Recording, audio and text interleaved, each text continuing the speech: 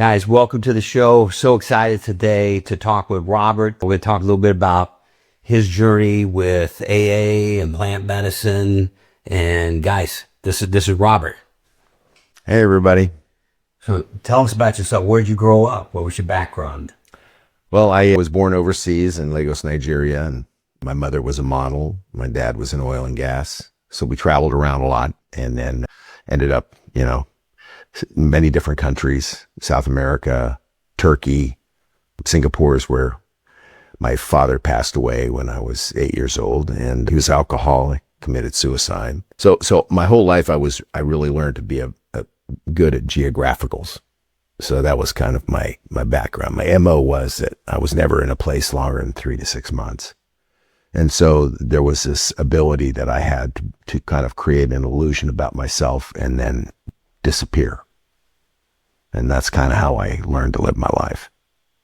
Got it. So, that must have really affected you. Your dad committed suicide when you were so young. What was going on there? Any idea why he did that? Yeah, he was a hopeless alcoholic and couldn't get sober. And felt like he'd lost everything in his life, and I've been there at that jumping off point. I just didn't pull the trigger or, eat the pills, but I've been there before. So, it's a place I think that in our greatest desperation we get to, and I've gotten there. And, I guess plant medicine is a big part to play in why I'm not in that place. Right. And what about your mom? Was she alcoholic, drug addict, or no? Yeah, she was. She drank all the time, but mixed pills and alcohol. So there were lots of ambulances and stuff like that. But she was very classy, so she did it in a classy way. Okay. She was a classy alcoholic. She was a classy alcoholic. Yeah, that was my mother, classy alcoholic. Okay. So tell us, I know you're moving her all around and you end up in Texas. Is that kind of where you... Yeah. I went to college in New Jersey for a couple of years, went back to London where my mother was living, and then pulled the geographical, came to Houston in 82, moved in with my sober stepdad, I should say, Lou, and that was 1982. He had gotten sober in 81, so he had come to London, done an amends with me, and my mom and sister, and then later on in that summer. So he came in like May or June, and then that August I went to Houston to just basically spend a month, and I ended up living there for 38 years. So wow. Okay. And tell us, when did you start drinking and or using drugs? Early age. There was always alcohol in my home. I was the bartender, I made the Bloody Marys, and I always took a shot of vodka. 8, 9, and then in the great wisdom that, only alcoholics have, they sent me to a boarding school, where I really learned how to be proficient in drinking and drugging. Yeah, it's the biggest den of inebriates out there, or at least the breeding ground of inebriates is boarding school. What was your drug of choice? Oh, alcohol for sure. That was I was an alcoholic. I couldn't take a drink and not want another. Just from the very get-go. But I smoked a lot of pot and dropped acid and did all that stuff. Ate mushrooms, and it was all recreational. I loved Quaaludes. Those were fantastic. It's too bad they can't figure out how to synthesize that anymore. I think it's kind of interesting. Science can do everything, but we can't make Quaaludes again. Too good.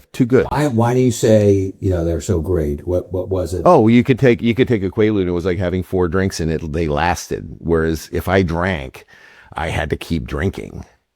So it was an alternative for me to booze, to like go on the benders. I could take a Quaalude and smoke pot and be like in that zone, but do it for an extended period of time. Got it. So it was an extended period of time that you kind of felt that way. You were able to, numb yourself, escape whatever you're running. Oh yeah, my whole life was just about escape. I learned at a very, very early age, to sort of leave myself, that in the way that I was brought up and the way that I lived, there was this dichotomy of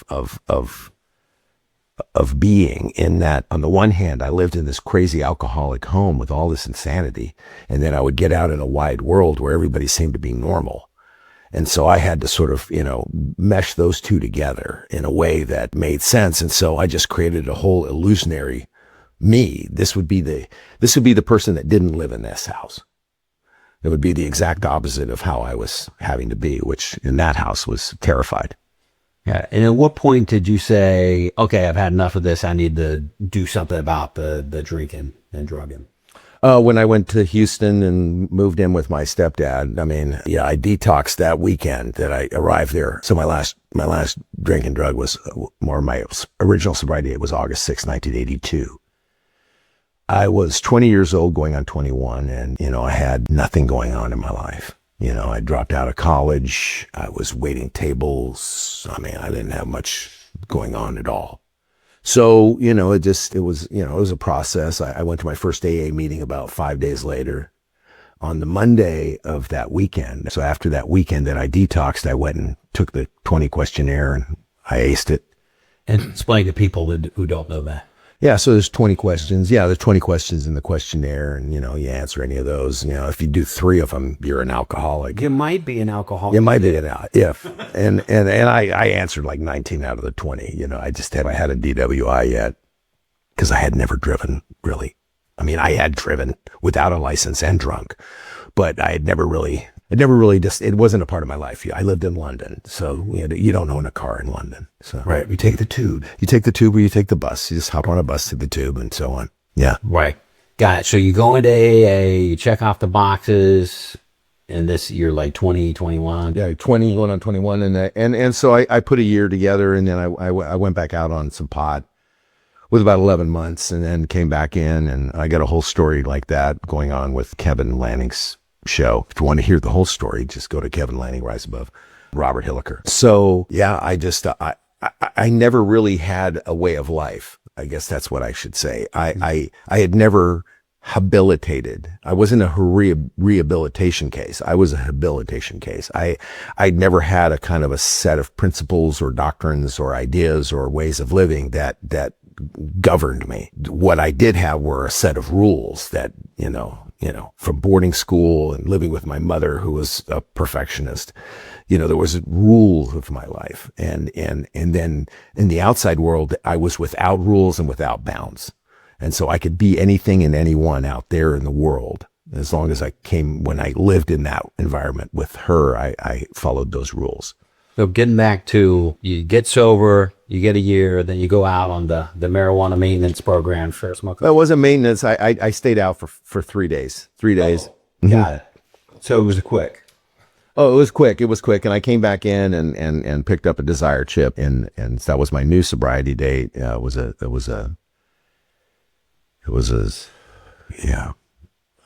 I can't even remember what that original date was there, because I remember August 6th the best.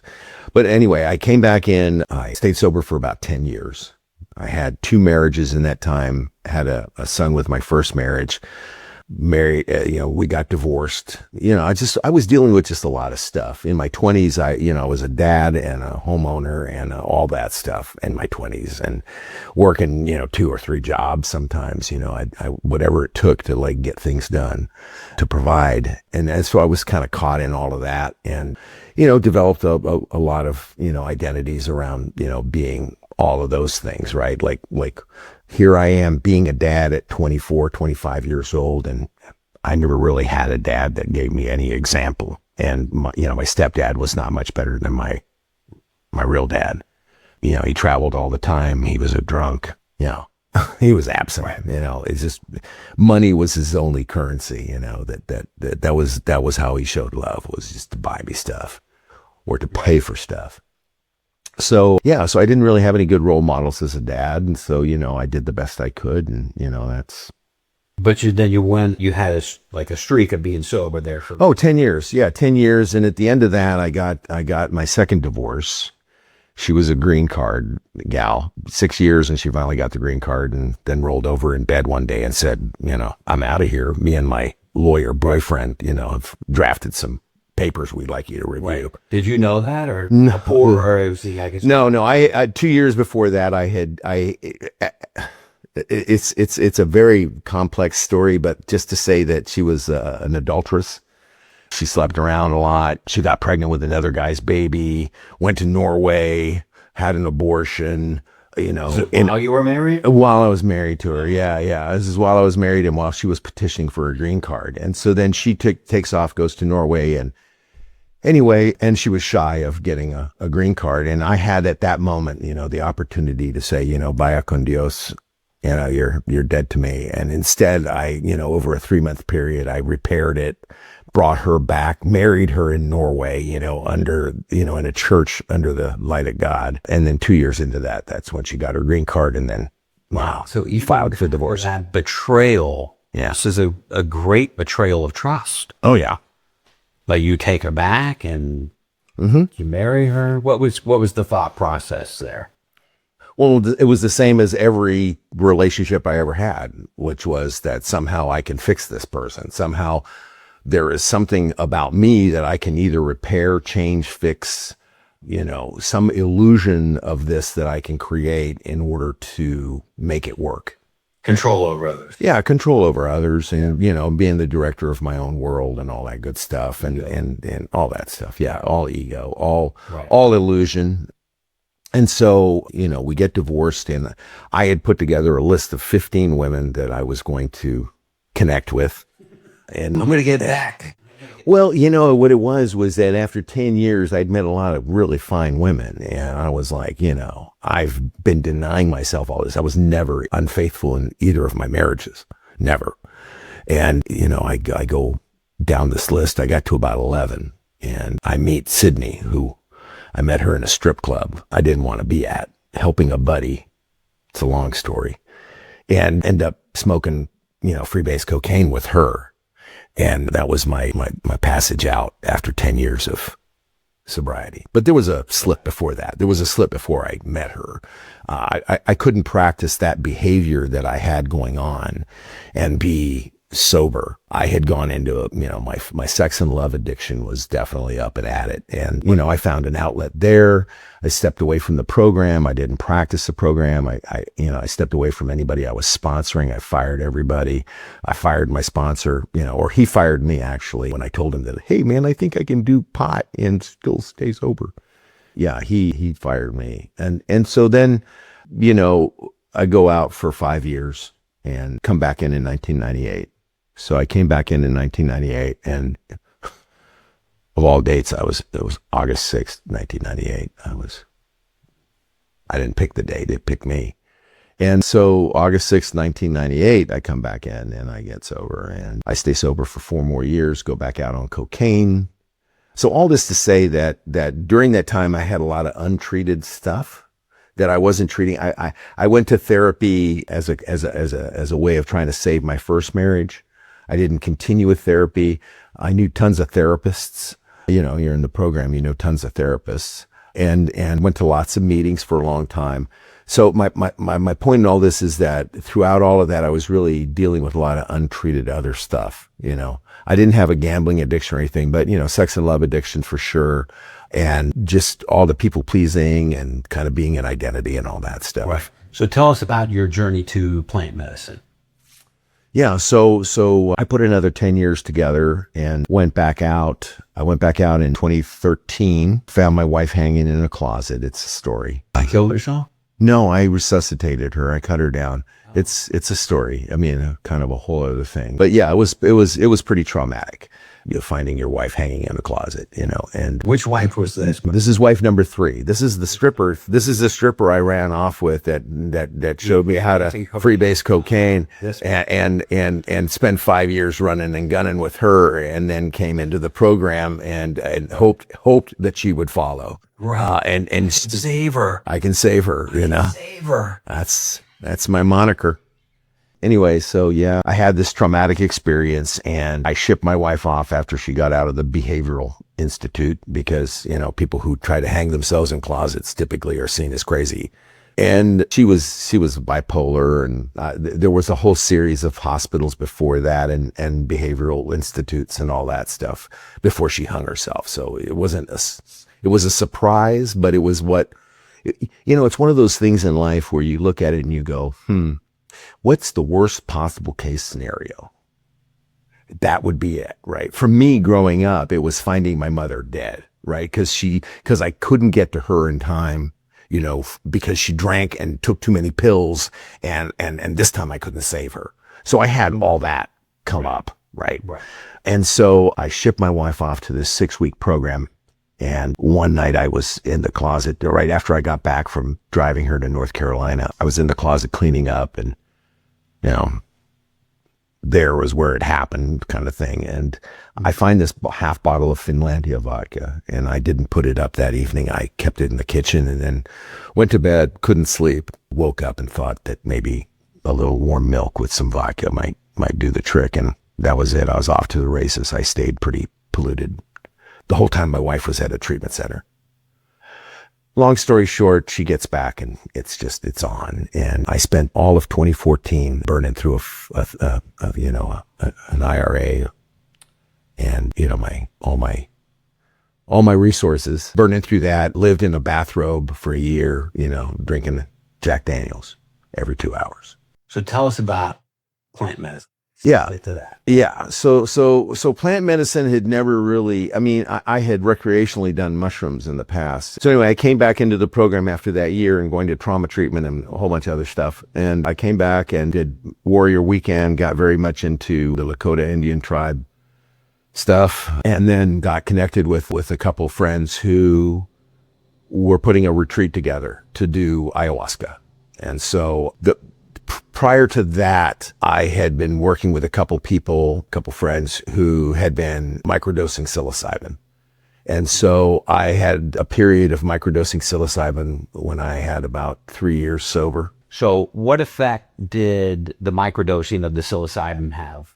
Yeah, it kind of cleared me out a lot. I was able to start to sort of repair a lot of the kind of the broken connections that I was experiencing. So when I say that, I mean that I had a lot of disconnection from myself, from my true being, and was living in so much identity and ego that I really wasn't able to distinguish who I was. And so that helped to sort of open up, kind of clear the canvas, if you will.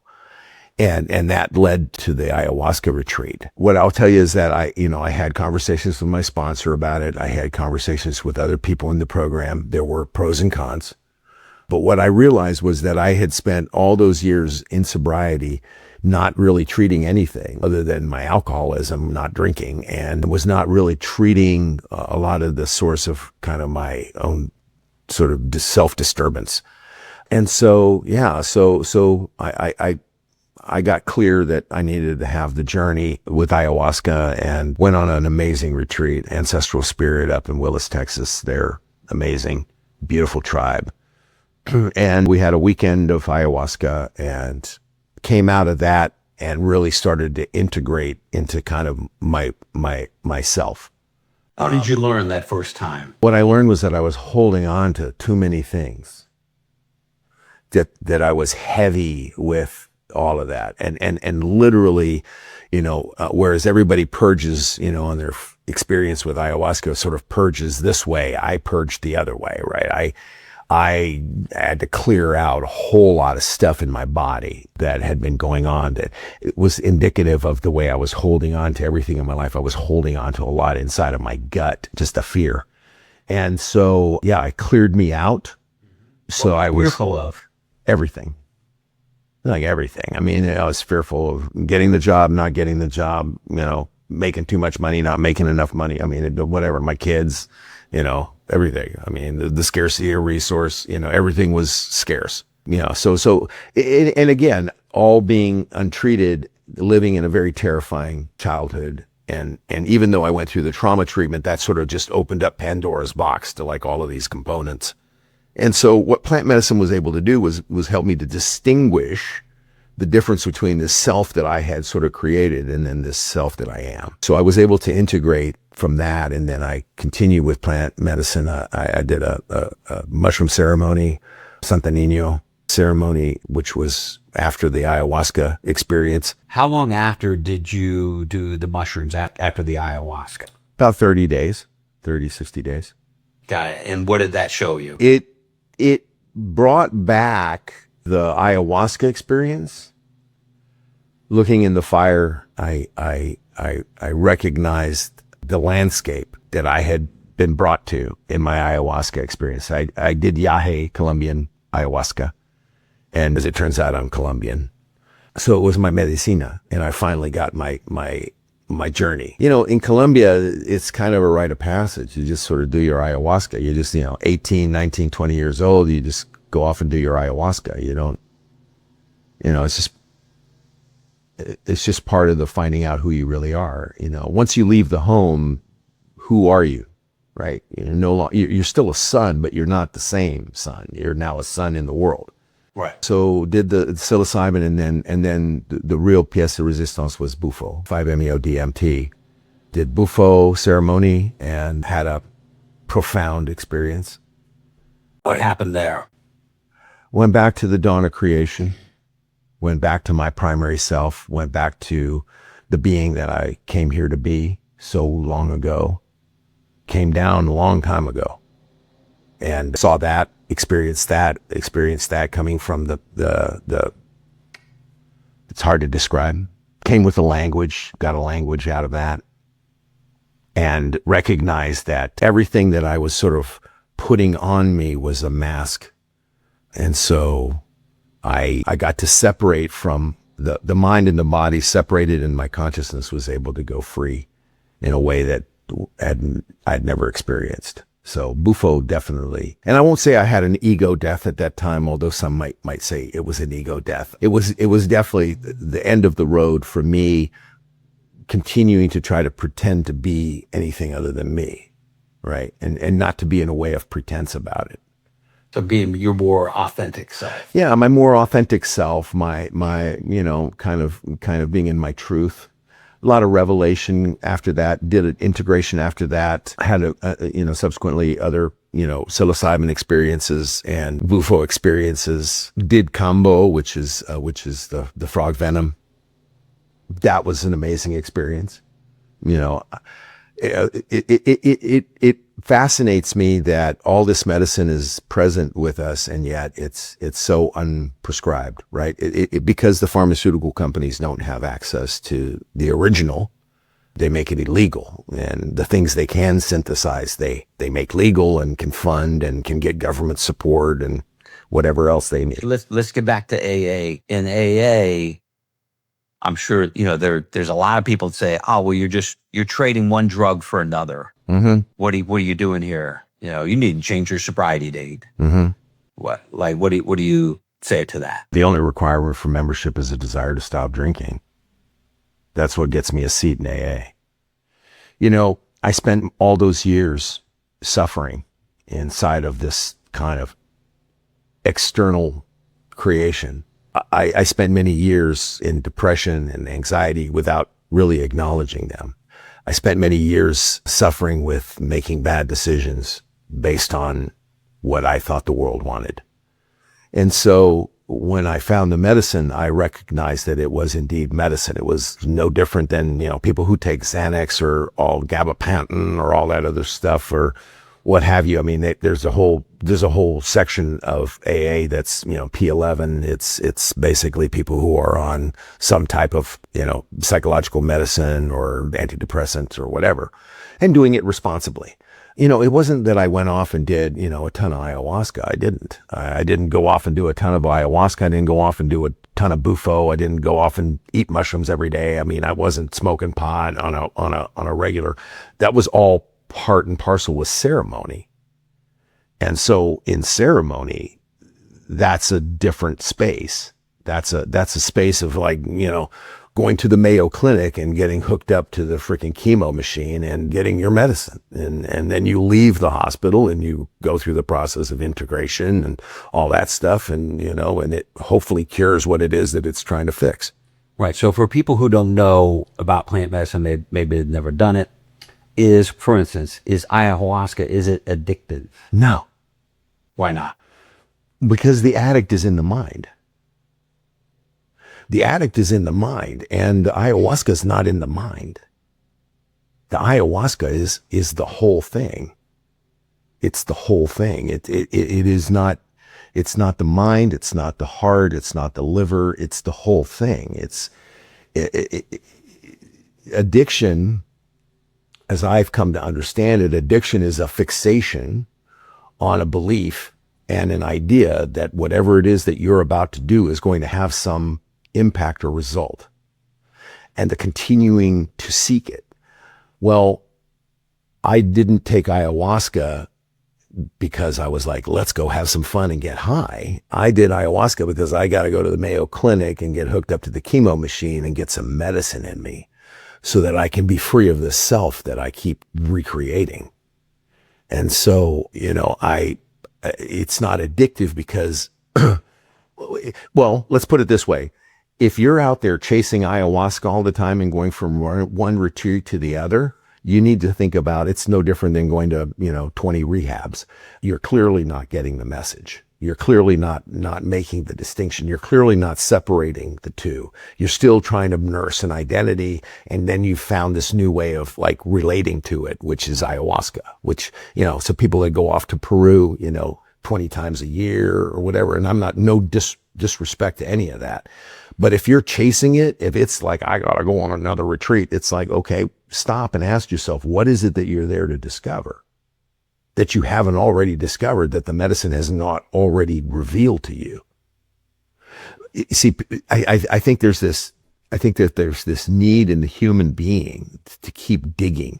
Like there's gotta be more. Nope. Bedrock. Foundation. Mm-hmm. It's there. And are you familiar with how AA started with Bill W.'s Sure. white light experience? Tell us about that. Well, I mean, I'm familiar with his experience. His white light experience is one thing, but he went on to have, after many, many years, 18 years in sobriety, he had depression, he had anxiety, he had all the things that I possessed. He had all the untreated isms. If you can imagine, he's Bill W. He's a celebrity. You don't think that there were women in the program that wanted to sleep with him? You don't think that there was a temptation there for him? You don't think that infidelity might have come into play?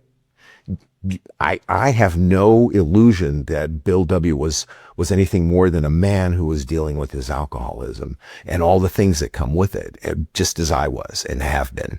So, yeah, I would say that's when he writes, emotional sobriety. That's when he starts going down this other road. And the road that he went down was to look at his depression and all these other things. And, he was doing LSD with Timothy Leary. He has in the grapevine, there's some writings about ayahuasca in there from him. So I'm sure that he like me thought, well, I've tried all these other things. This seems to be, something that's calling me. And so in his case, I think it did whatever it needed to do for him. I will say that my spiritual awareness became an understanding in me. Like there wasn't anything external that I had to become or any one that I had to be. It was the being of me in that spirit that I got to understand. And so the depth of understanding is going deeper and deeper into self. And that's what Bill did. Bill went deeper into self and exploration of self and understanding of self and did some incredible writing. I mean, as Bill sees it, or some of the, best articles that, I've read. If memory serves correctly, I believe it's on page 7 of the big book where he says he was under the care of Dr. Silkworth and he had this belladonna treatment. The belladonna. Yeah. The belladonna. I mean, again, belladonna is to that time what ketamine is today. It's a plant medicine. It is a plant medicine. But they're like, for instance, in any of the psychological or psychedelic treatments that are going on now that have become popularized, those are all synthetics.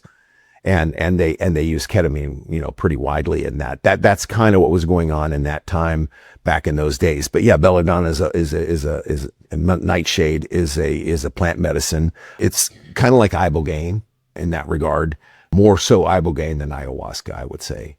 And now there's growing understanding around ibogaine for treatment of addiction. To separate the addict from the addict mind should be the goal, because it's like you can't fix the engine while it's still running. So while you're still in that thinking, it's hard to change that thinking. You can alter it, you can abate it, but it's still there. It might not be spoken, but it's still there. So you have to separate the addict from the addict thinking. And Belladonna, I think started that process for Bill W.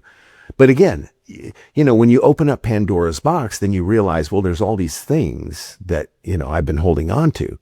And now it's a process of integration where you have to sort of start letting go of all of that, all those identities. Like, who am I? Really. I also read that Bill at one point, this years later, so he has the white light belladonna experience. Years later, he experiments with LSD under a doctor's supervision. In 50s, it was still legal. So again, it's kind of like your analogy of like going to the Mayo Clinic and getting your medicine. And after he did that, there's letters between him and Carl Jung, among others, where he talks about how the connection to a higher power is the most important thing. It's the fundamental. It's the bedrock of the whole thing. And he thought psychedelics should be in AA so people have that connection. Right. And it's an expedient way to do it. It's expedient. However, it goes in opposition to the common beliefs in AA, which is no substance that is mood or mind altering at all, ever. And I lived under those guidelines until I was crazy. Right. And so, yeah, those relapses that I had were as a result of like not finding kind of the gold at the end of the rainbow, after 10 years, and I'm here, I'm in this. It's like I haven't changed, that I'm still this sort of broken individual. So plant medicine for me was, again, the ability to separate the mind from the body and allow consciousness to go free. And then it's like looking back on yourself. It's like coming to see yourself in a way from another perspective. And that is the perspective of, if I didn't have all of this around me, who am I? What defines me? And then from there, what purpose do I find myself in that definition?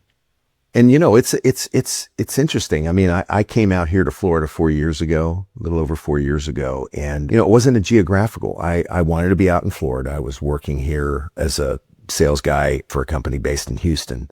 And, I get out here and I start to realize, that there's a lot of stuff that once I moved away from Houston, I was able to now see that, again, living in Houston with all of that around me, I wasn't able to make that distinction. So having moved, I found myself alone with me a lot. I found myself in a way of being that was quiet, present, without expectation, just allowing. And plugged in. Let me ask you about if someone is kind of leaning towards maybe doing some plant medicine. By the way, I'm sure you're not saying that like everybody should do it. Everybody not at all there to do it, because it can be very dangerous, especially if you do it with the wrong people. It took me 30 years. It took me 30 years to get there. Right, but if they're kind of leaning down that road, do you have any kind of guidelines about like how you would choose a place or a shaman or preparation? Yeah, I would. So I'm not advocating that the way that I did it is any better than any other way, but I would say, begin microdosing psilocybin. It does not alter your mood or mind. You're doing 150 to 200 milligrams. It takes 3 grams, to get, so you're doing a very small dose. You're not having any of the, hallucination or any other effects. What is happening is that the psilocybin is going into your body. It's treating it like the mycelia colony, and it's going out over neural pathways that have been unexplored for a long time. We tend to sort of channel everything kind of very linearly, so that we can orchestrate and organize our life. But the psilocybin doesn't know that, so it doesn't go down the main thoroughfare. So if I'm understanding you correctly, what you're saying is your path, and not saying anybody else should follow it, but your path was because this whole thing of like, we're going to go do ayahuasca. It's like, stop. ayahuasca is about what is the medicine going to meet? Who is the medicine going to meet? Are you prepared to die? Are you willing to let go? And so people who just rush into that, drink their ayahuasca. When you say die, you're talking about ego death. Ego death, yeah, ego death is one expression of it, but it's literally willing to die is that you're willing to transcend this three-dimensional space, that you're willing to be released from all of that consciousness is willing to be released from the mind and the body, that the mind has no way of wrapping an identity around the consciousness, and the body has no way of holding on to it. And so, yeah, so you have to be prepared to die to that. And that's a process. You've got to get to a place where it's like you're ready to let that ego die. And that takes preparation. That takes a lot of preparation. You have to sort of march to that point. And that's how I believe, ayahuasca and other plant medicine should be, introduced or taken. So to that point, microdosing of psilocybin allows for new mental acuity, new awareness. You're not even aware that you're more aware. You're just aware in a greater way. It expands the mind. It expands the mind in such a way that it makes a canvas bigger. Then the other piece is that you've got to be in preparation physically, mentally, emotionally, spiritually. Like all those kind of houses, like my relationship to Christ is fundamental in my being. I know who my creator is, and I know what my creator did for me. Coming into that experience, then I had that as an anchor. A lot of people go off and do plant medicine and they go chasing boogaboo, boogaboo, boogaboo. And, I should, worship these jungle gods. Stop. Is that your culture? Is that your being?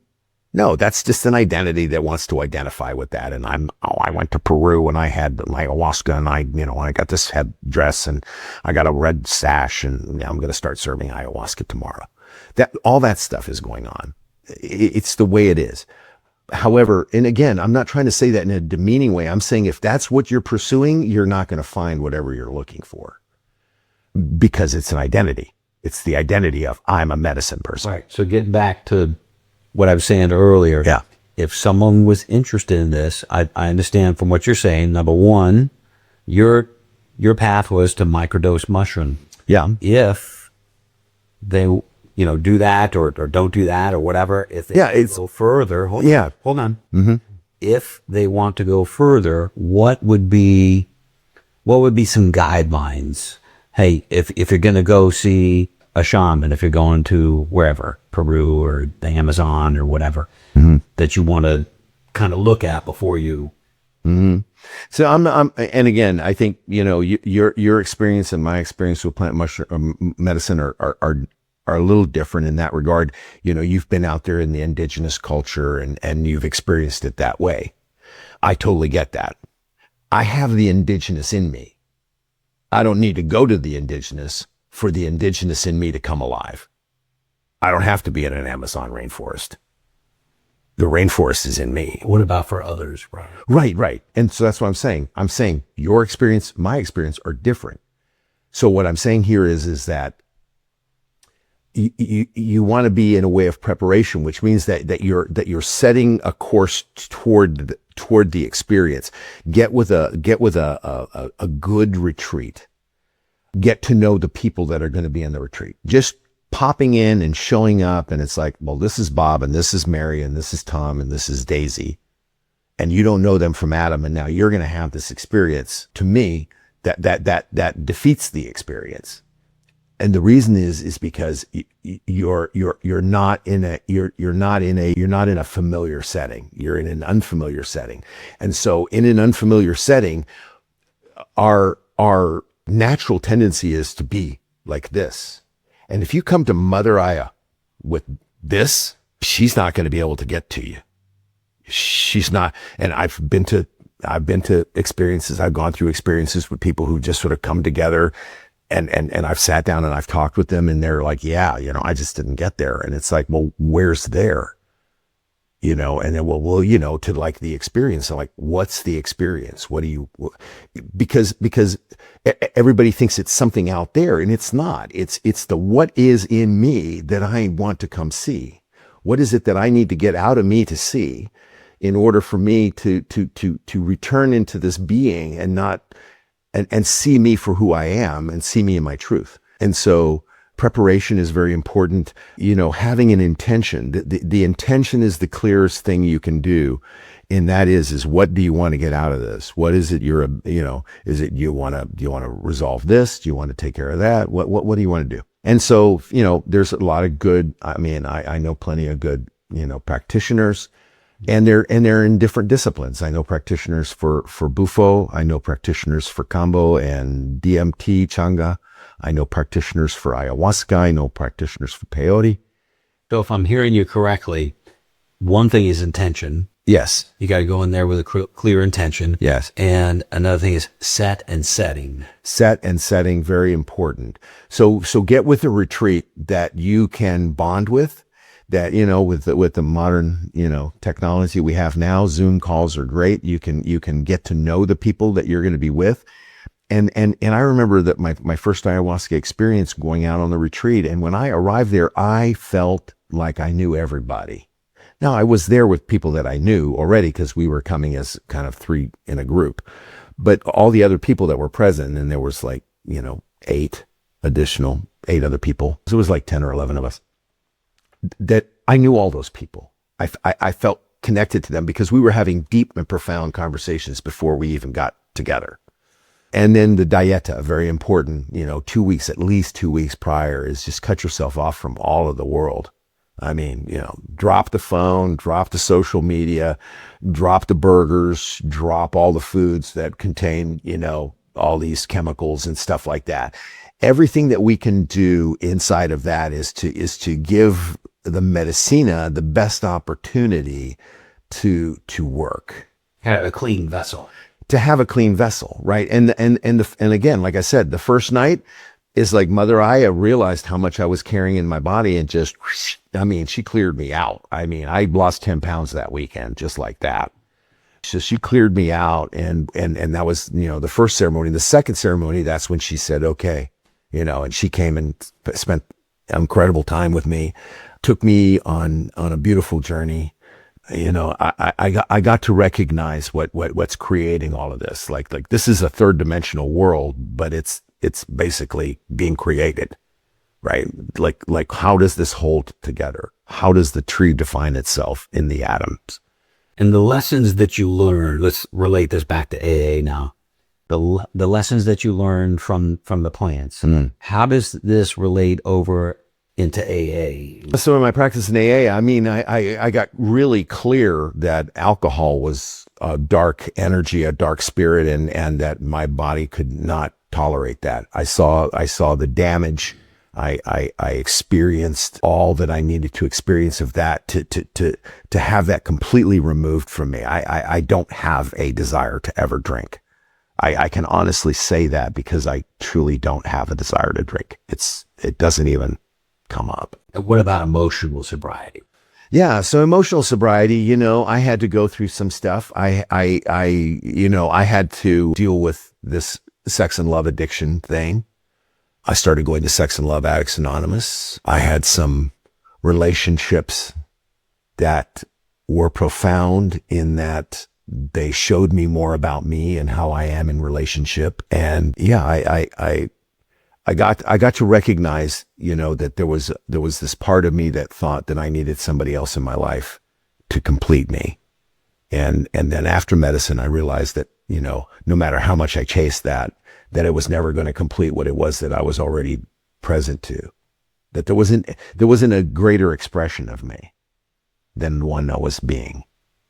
So anyway, so preparation, dieta, and then, finding, you say shaman, people are donning red sashes all over the place and calling themselves shamans. And that's, something to be careful about. I would definitely want to triangulate where to go based on what I've spoken to a number of people about, right? Yeah, they call them brujos. Yeah, brujos. Brujos. Tell us about brujos. What are brujos? Well, yeah, brujos are they're practicing a kind of a black magic. And there's a whole dark side to the medicine. There is. And for some people, that's where they have to go. They have to go to the dark side. And when they go to the dark, What do you mean by that? Why would they have to go there?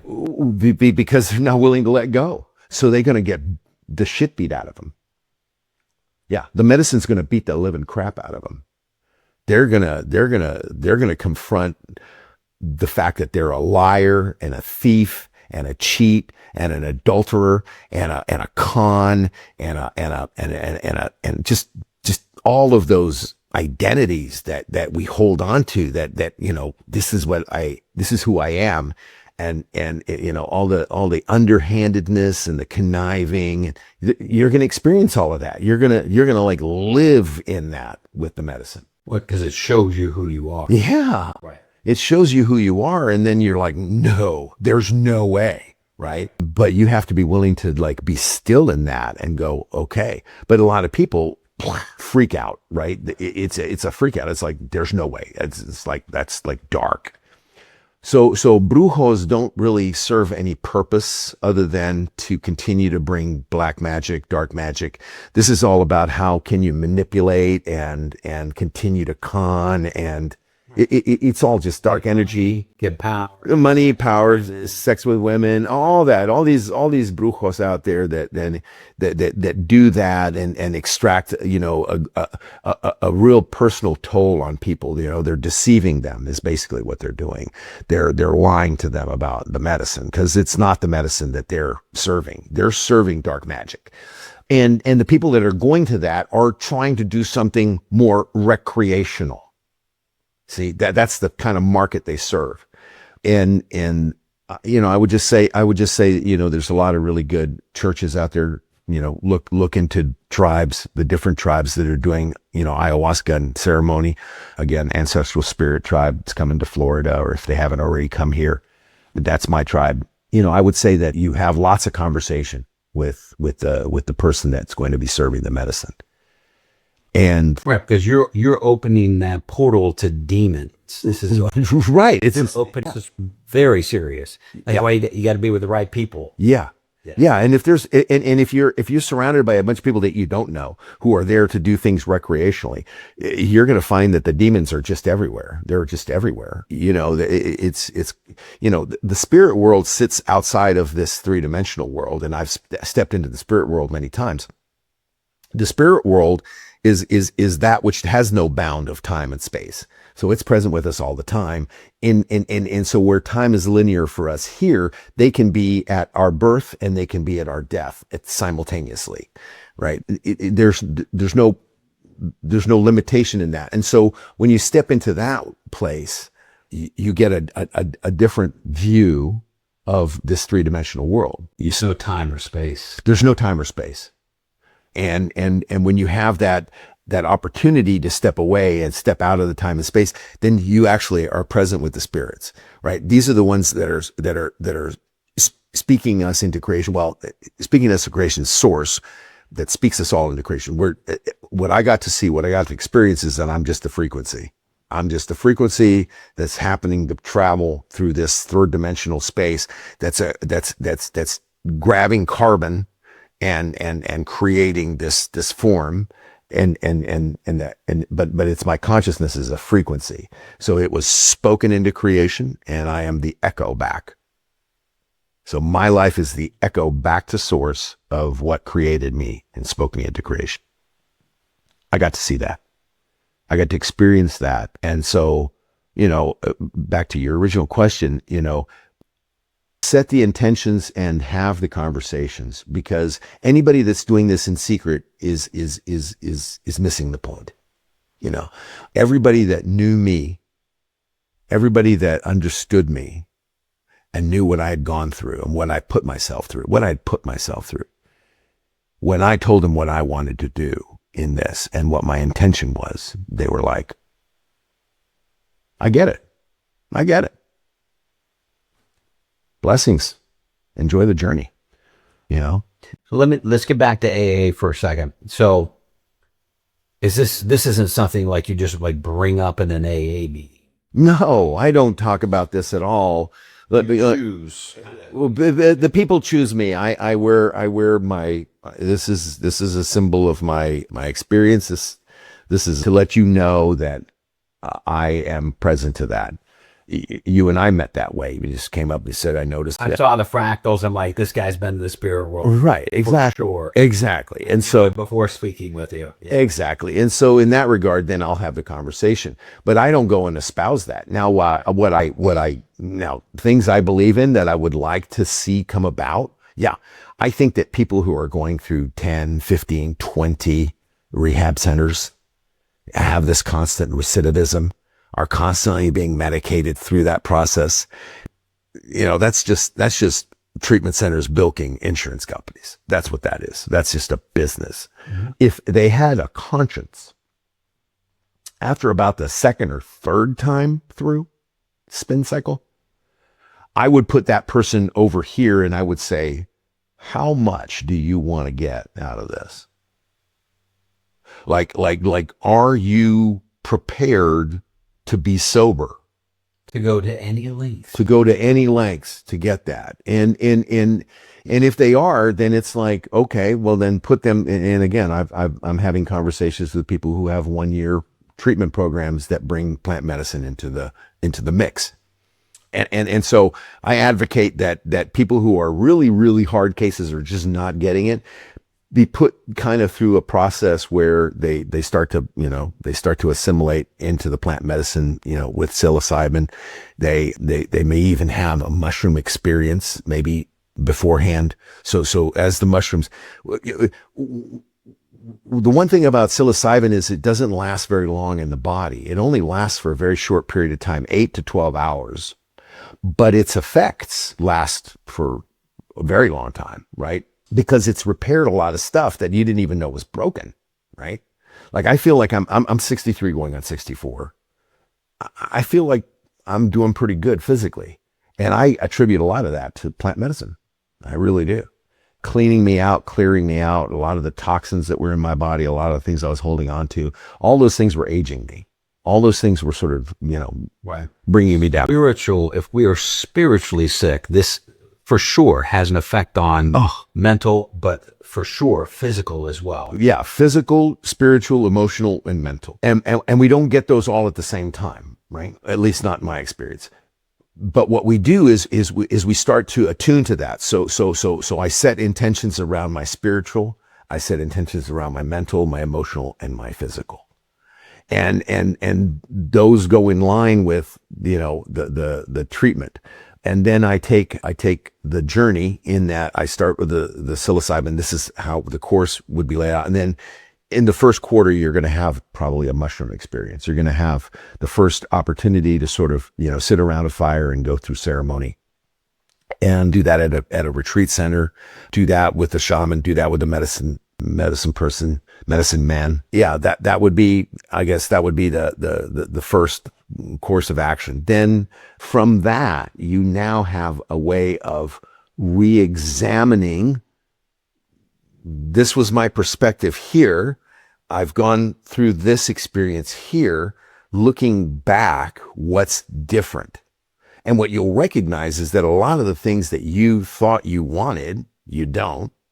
And a lot of the things you didn't think you want, you do. And so there's this kind of like an integration of all of those intentions such that you kind of clear out. It's kind of like decluttering. You're decluttering like we do in the program with the step 4 and 5. We're decluttering. We're letting go of all that stuff, right? And we're taking responsibility for it. And then in 6 and 7, we're identifying those areas in our life. So this goes hand in hand for me with the 12 steps of the program. And if you can inculcate the 12 steps of the program, so it's all about recovery. It is about not drinking. It is about moving away from your drug of choice. Like to say that I need to be on Xanax is ridiculous to me. Is ridiculous, right? The human being, when born, needs no Xanax. Needs water, needs food, needs oxygen, right? These are the things we need. Love. And love. Lots of love. Self-love too. Well, yeah. And again, we don't get that self-love awareness for some time because we're patterning ourselves after the way we're being loved. Did you start to love yourself more? Oh, absolutely. I loved and forgave myself. So much forgiveness. So much forgiveness. I had no idea that I was my worst enemy, that I hated myself so much because I was hating the identities I was being.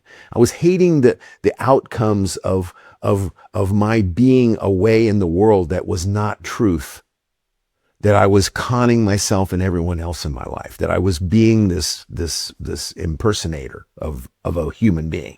A fraud. A fraud. And which is the great, which is the great fear of every alcoholic, is that they're going to be discovered or uncovered. And yet there we are, drinking and drugging and being a complete disaster, and everybody can see it but us. Right. So this is, Everybody knows it. Everybody knows it before you ever. Except you. Right. I mean, we're the last to know. So in situations like that, I would like to, form a foundation, be able to bring both the approved psychedelic community, which is, everything using synthetics, and then bringing the medicine community together, and then linking those together in a foundation such that there can be a flow and exchange of information into that community. See, they're not using real plant medicine. They're using a synthesized medicine of the plant. It's like, well, this is ayahuasca. We can't manufacture that. Why? Well, because otherwise it's just ayahuasca. That's how you make that. You can't make it. You can't make ayahuasca. You can't make bufo. You can make 5-MeO-DMT, but the molecule is here or here or here. It's not here. Because if it's here, it's toad venom. It's manufactured by a toad. Right. It's not manufactured in a lab. Right? Because you can't manufacture what the toad manufactures in a lab. You get it?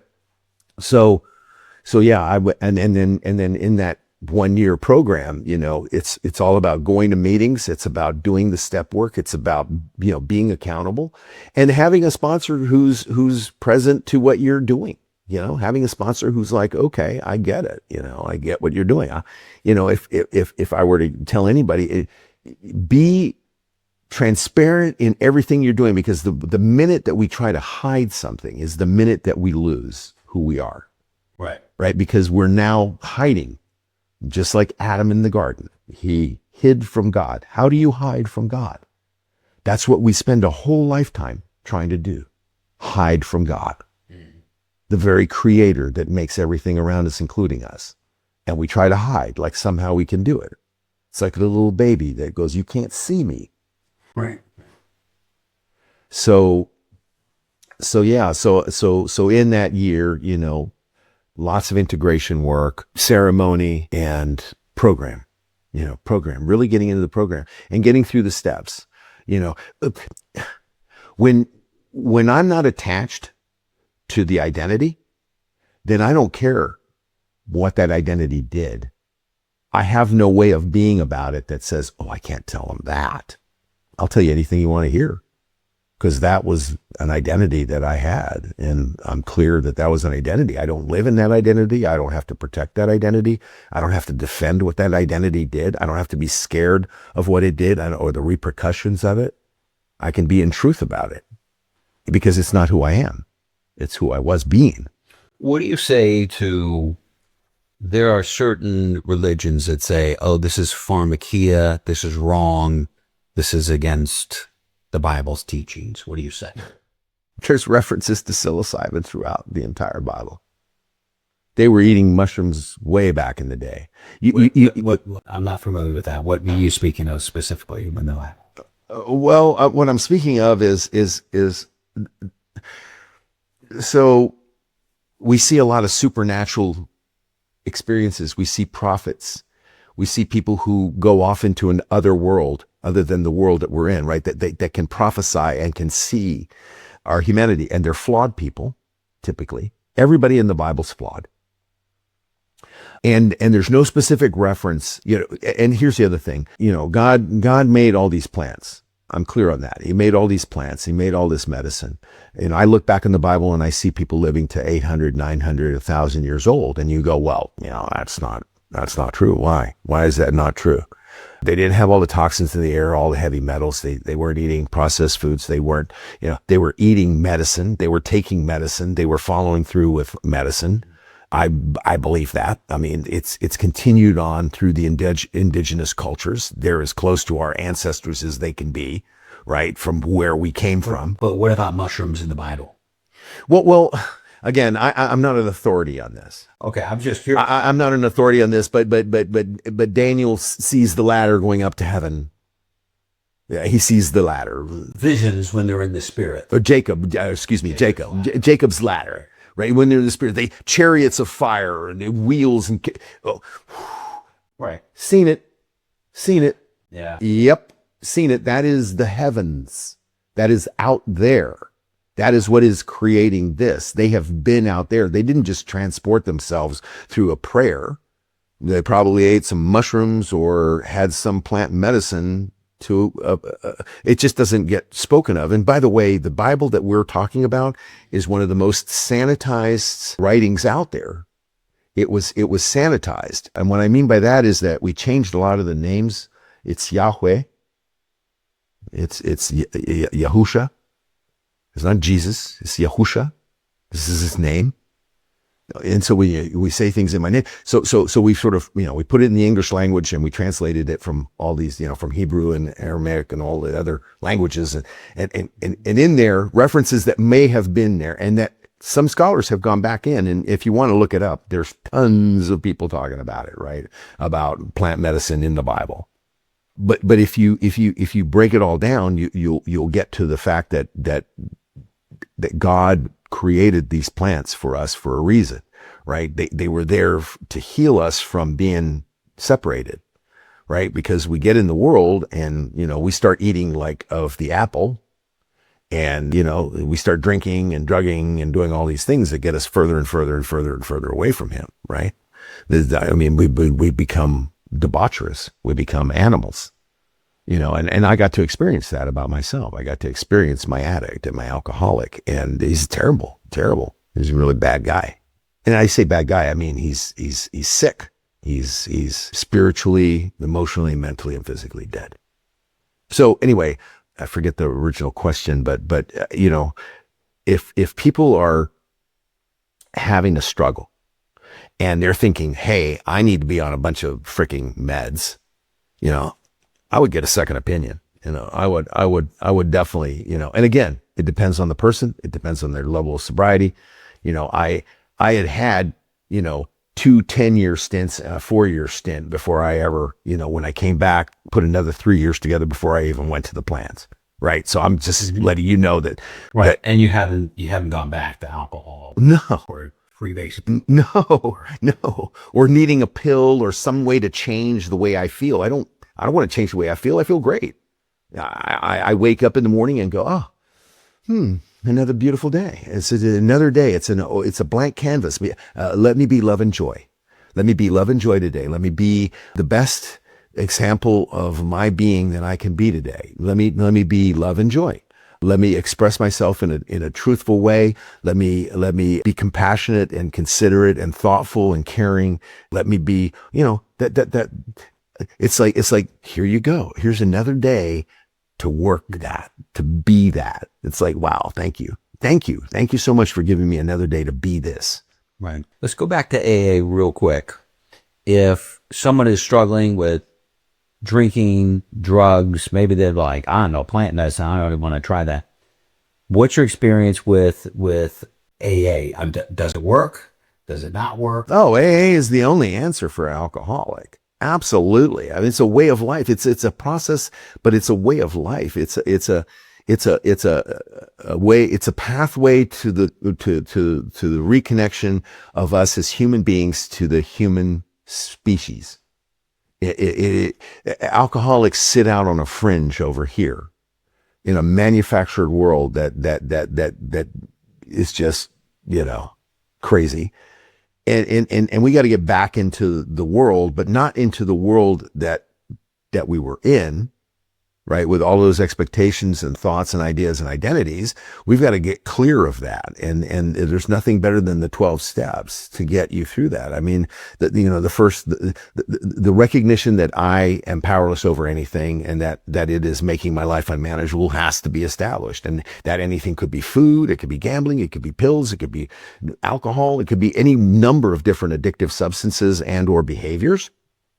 Sex and love addiction. It's people who just, they're not alcoholics, they're sex and love addicts, and they wreak havoc out there, right, in their own lives and in the lives of others.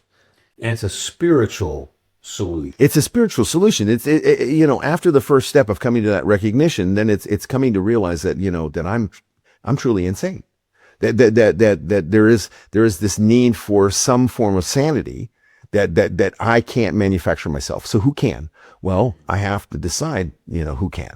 Am I going to continue down this road manufacturing my sanity, or am I going to allow God, source, higher power, whatever you want to call him, Jesus, am I going to allow that to come into my life and guide and direct me in a way that's not coming from my own being, that I'm not making up, but that is directing my life.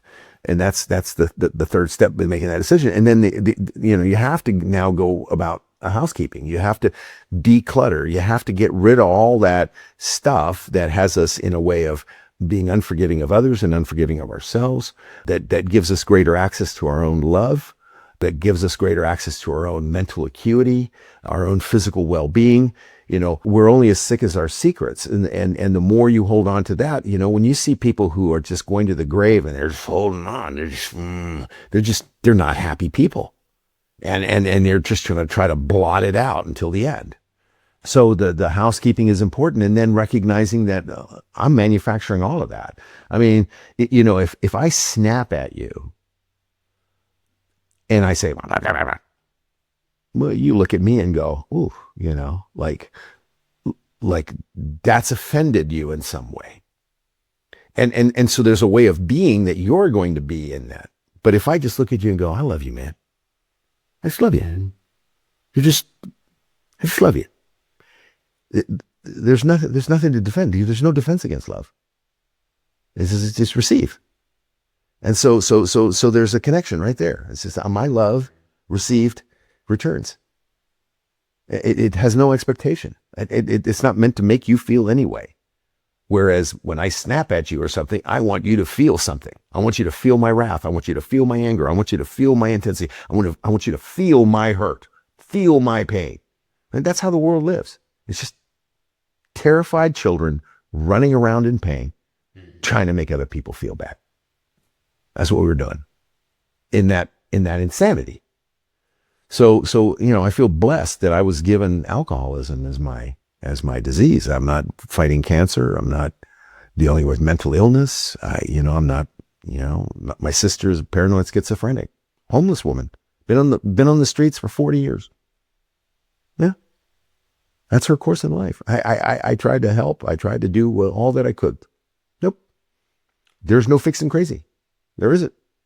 That's on the other side. However, who am I to judge? That's the way she's going through the world. And whatever she's getting through that, from that, It does say in the big book, there are many who have like mental disorders, and many of them do recover if they had the capacity to be honest. Right. And so a paranoid schizophrenic does not have the capacity to be honest, because they're already having 16 different conversations with the CIA, the FBI, and, those people.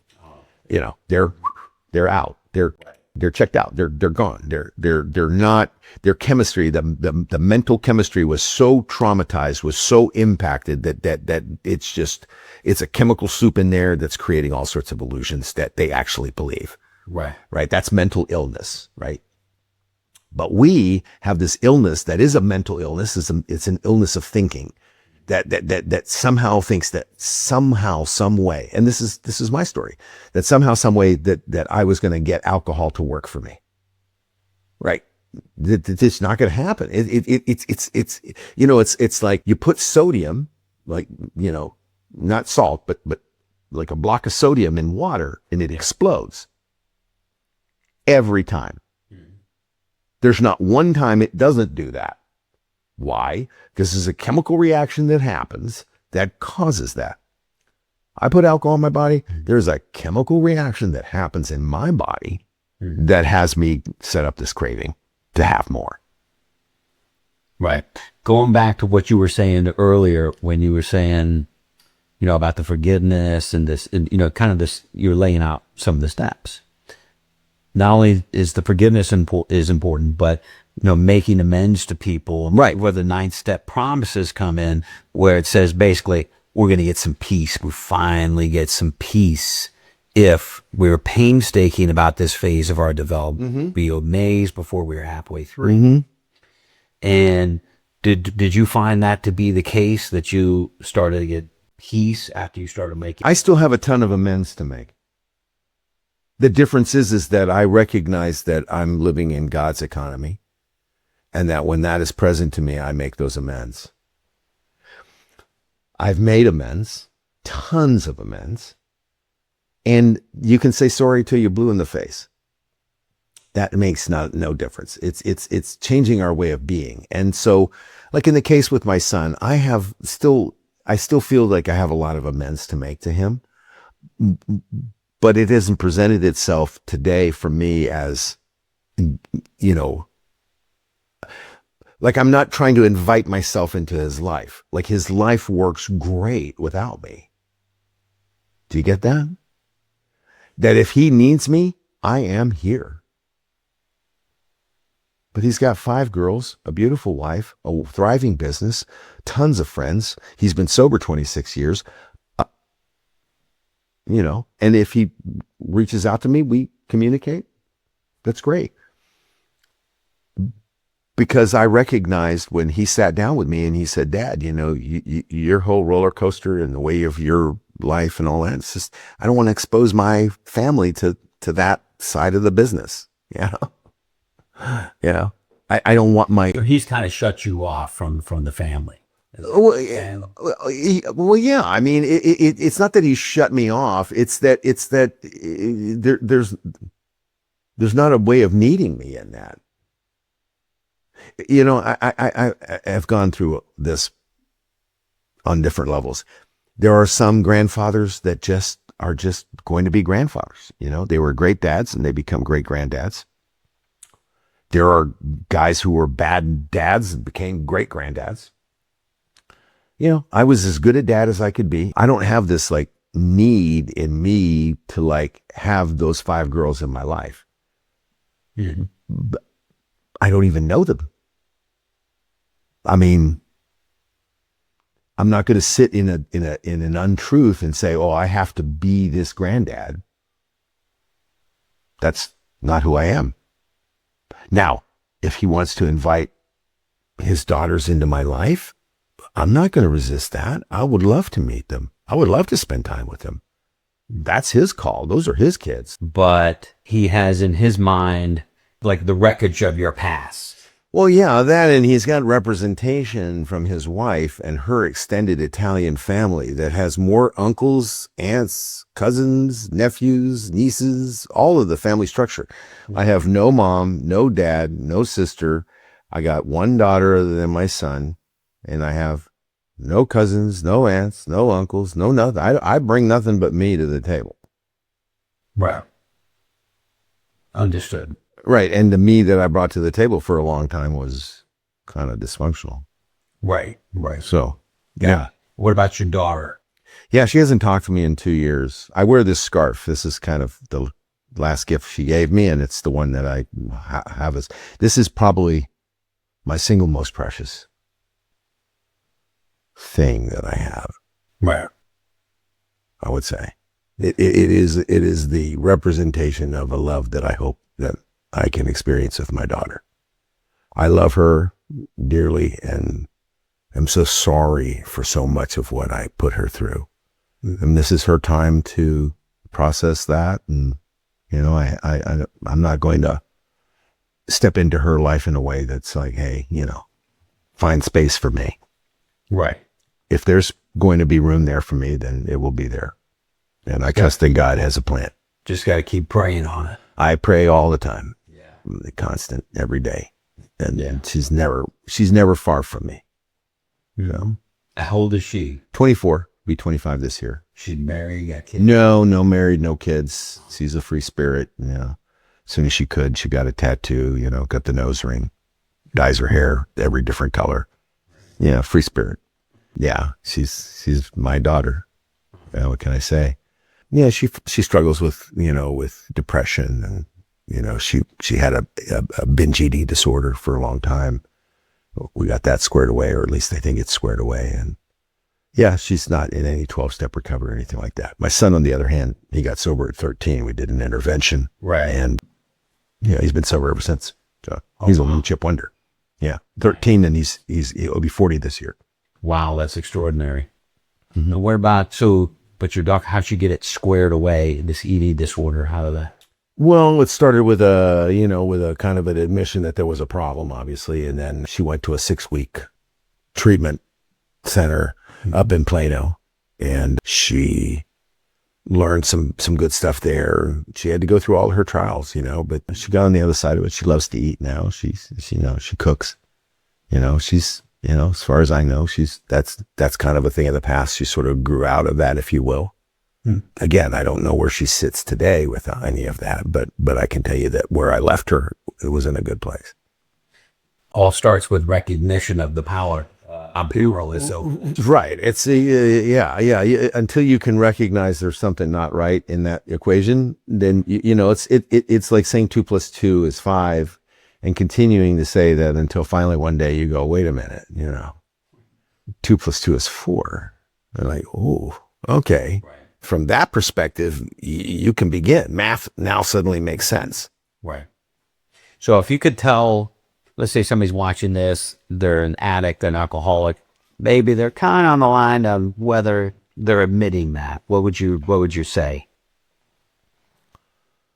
Well, I mean, I don't think there's any way to get into this program other than the way that people get here, which is that they're going to hit a bottom of some sort. They're going to reach a place where they finally come to this realization that they're powerless over alcohol or powerless over whatever it is that is their substance, and that their life is unmanageable. And until you get there, there's no starting place to anything. You can go in and out of the program, you can go in and out of treatment centers, you can do all of that stuff. You can supplement that with drugs and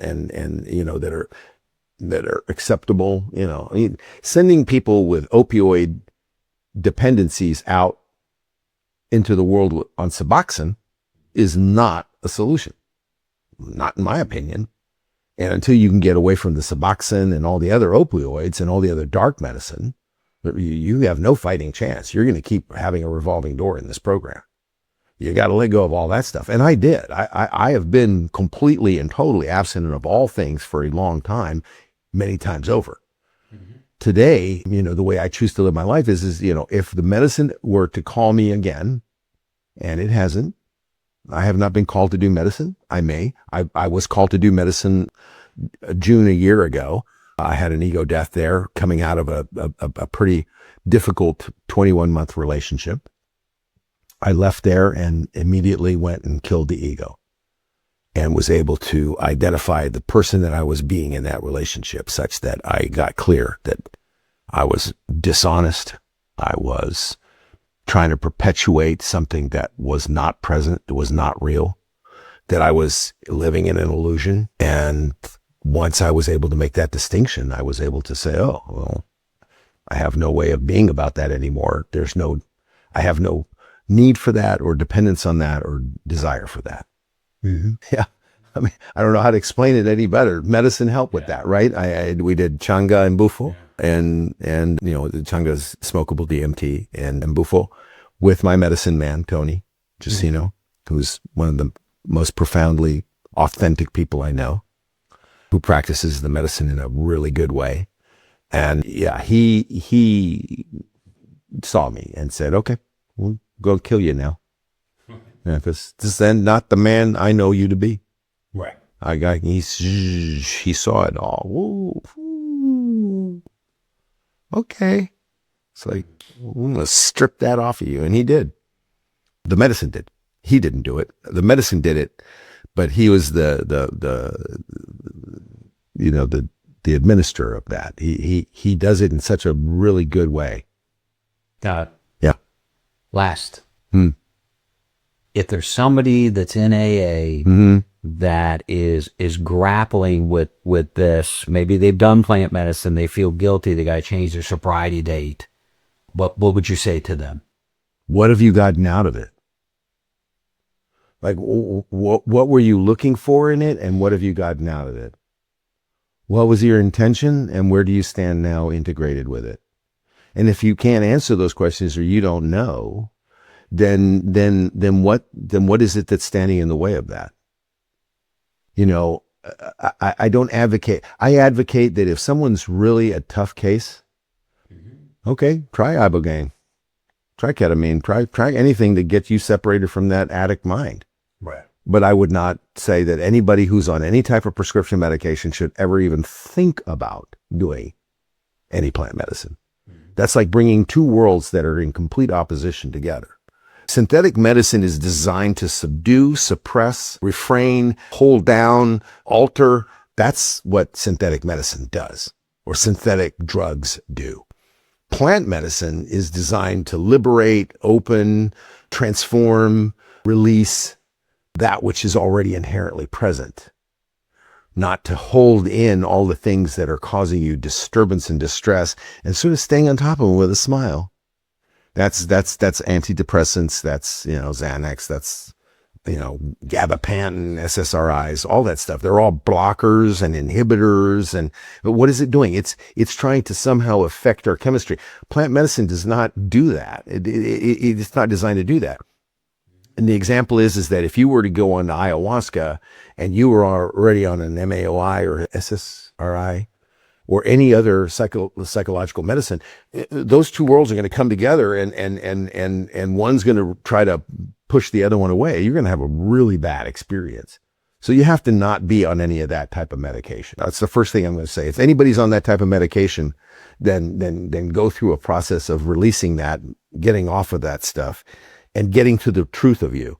See, we can't get to the truth of ourselves if we're being altered in some way through drugs. It's altering the way that we're experiencing the world. When I see people on antidepressants, there's no high highs, there's no low lows. It's just kind of here. Oh no, that's being artificially created chemically in our body. It's inhibiting certain things and it's exhibiting other things.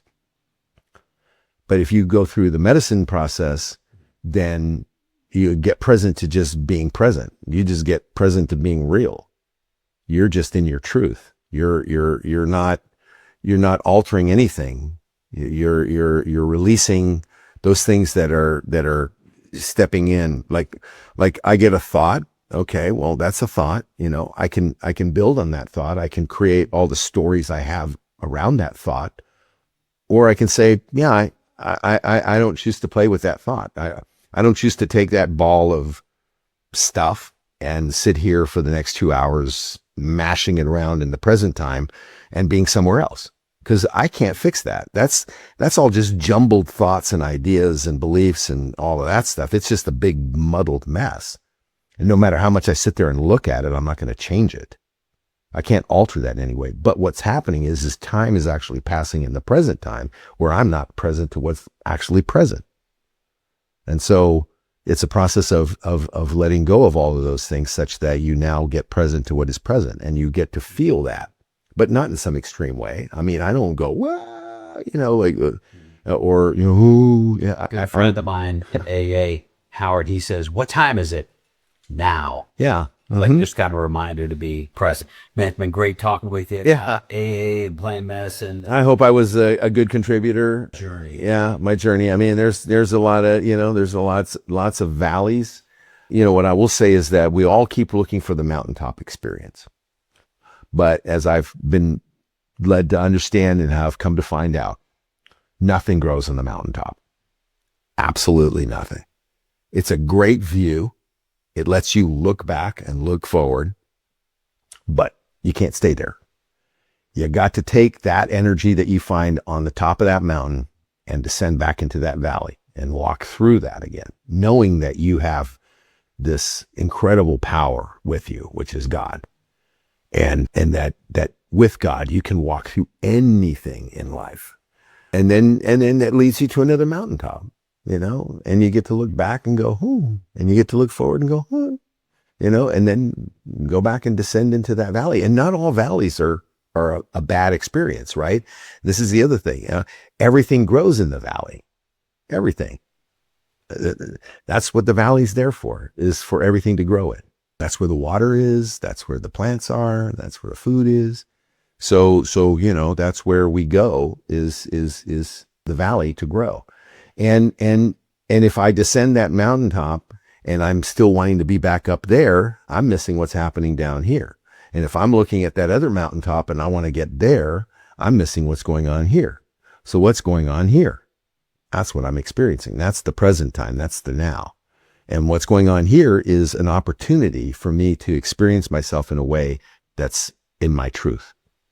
You gotta trust God when you're going through the valleys there. Gotta trust God, I mean, he carries us through the valleys. I mean, this 23rd Psalm, yea, though I walk through the valley of the shadow of death, I shall fear no evil, for thou art with me.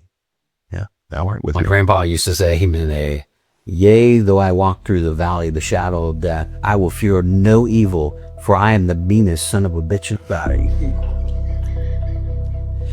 God bless you, Robert. Appreciate it. Thank you so much. Appreciate it, Gray. Yeah, absolutely. Yes, sir. Yes, sir. Thanks. Guys, God loves you, and so do I. God bless you.